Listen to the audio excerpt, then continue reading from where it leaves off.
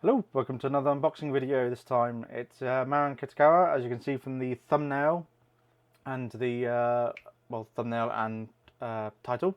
So it's Marin Kitagawa in her Liz cosplay from My Just Darling in the first season by Alter. So did see some people reports of them getting issues with their ones that come in. She was released in May, or I got shipped to me in May, and then I received her in September, towards the beginning of September. So it's been about 3 months, just over 3 months since I got around to doing the unboxing. She cost me about £147.17 to get her for actual paying, get conversion at the time, and shipping was £18.23. So 26,960 yen or 3,340 yen for shipping if you want the yen conversions. And then I did have to pay import to get her in. The total was £41.44 for customs to get her into the UK since she was over the £135 threshold. So I'll put those prices up here. Anyways, so yeah, that wasn't too bad, but you try and keep figures under the £135 if you can possibly. The box looks really good, and Ulta have done quite a nice add-on. You don't get this a lot with scales normally. Normally you just get a face swap, but this you actually get the full head swap.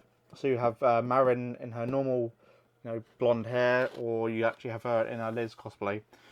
So I'm gonna display her with a Liz cosplay, obviously.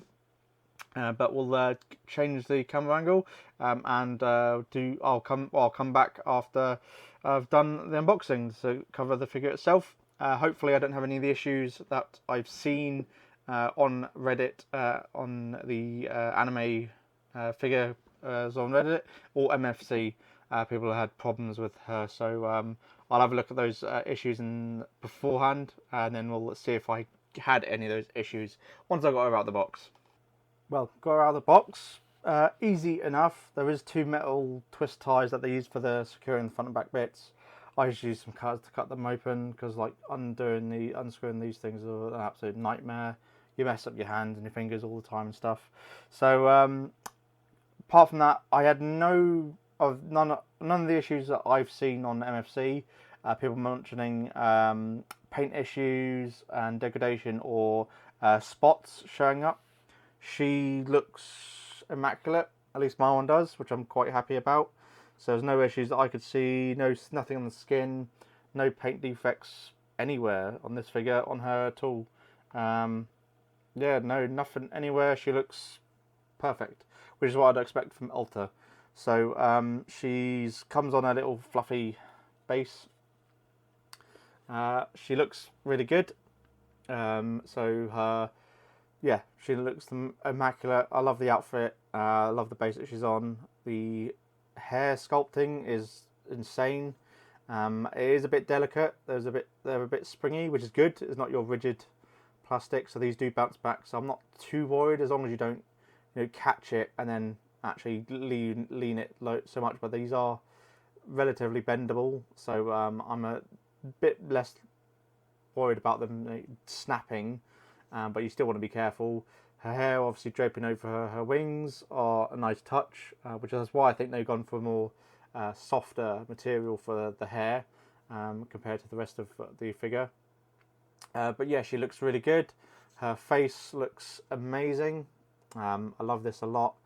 She's such if we can camera can. There we go. Yeah, see, the face looks really good. Love the facial expression. Hair shading looks really good. This is such an immaculately painted figure. I'm glad I didn't. I missed out.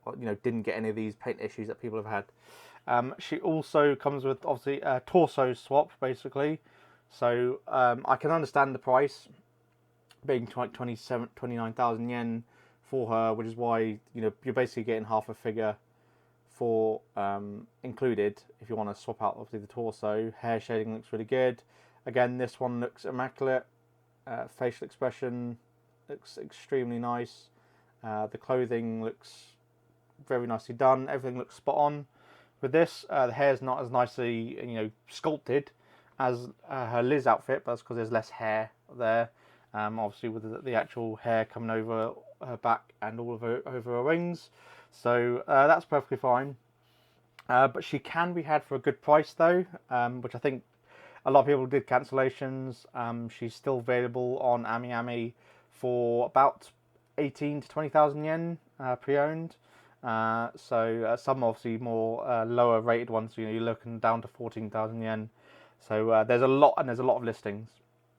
So it is a bit worrying. I paid obviously quite a bit to get her in because I had to pay the customs, you know, another £44. So I'm basically paid almost double, I would say, when you include shipping. When people can get her for, you know, just over 100 quid or just about £100, which would then avoid the import fees. So I'm thinking I'm glad I pre-ordered her because it guaranteed I got her. So you should always do that with figures that you want. If it's a figure you really, really have to have, or if it's a figure that, you know, sells out really quickly pre-order wise, and then the window, you know, they're not available for pre-order for months afterwards. Even if you keep checking over and over again, that kind of means that they're generally going to sell through the allotment. My Rio Scremery, one third, 1/3.5 scale, is like that. That one, as soon as that one is nabbed, I've not seen them up for pre-order anymore. So I'm glad I've managed to secure that one. That's actually being, I've actually got the invoice for that 2 days ago, so I've got to pay that soon. So yeah, that one was, the pre-order's been closed for that one the entire time, even though I checked it multiple times just to see if I was going to cancel it, you know, if there was going to be stock available after release. But yeah, that's something, I don't know if it's worth pre-ordering so many figures these days anymore. That's kind of the thing we've got to, as a figure collector, we've got to, you know, make a judgment call on. I think she was worth it anyways. I'm happy with the price I paid for it, to be honest. I think once the, you know, since I know that she's spotless, my one is, there's no issues with mine. She's going to be more, you know, more of the A minus rated ones, you know, taken out of the box sort of things. And she's going to go in my glass display cabinet behind me anyways. So I've got no issues with you know, keeping dust off her and stuff. So I think if I wanted to resell her, once, you know, the pre-owned ones sort of sell out over time because of their good deal, if you do want to get them, I'll definitely get her nab one, because it is a good deal, to be honest. You know, for 20,000 yen, and that's pretty much under all the thresholds for European and UK countries.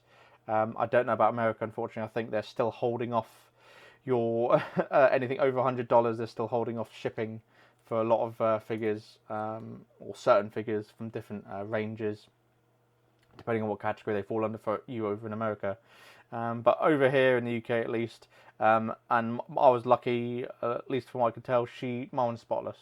So great figure, I think definitely worth getting personally, since she's probably one of the better Marin Kitagawa ones, figures. Obviously there's the price figure one that was released quite a few months ago as well, that was by Brand Presto, I think. Everyone loved that one, same as Liz. And the quality for that, you know, like 7,000-ish or less than 7,000 yen was immaculate. Although this is, you know, pre-owned for her, you know, 2 to 3 times the price, and you get a full scale figure by Alter as well. Just hopefully you obviously get a good quality one. But yeah, she's really good. Definitely worth getting hold of. So yeah, that's it for this unboxing figure. I'll do some close-up shots after this. But yeah, comment, like and subscribe, and I shall catch you in another unboxing video. Thanks.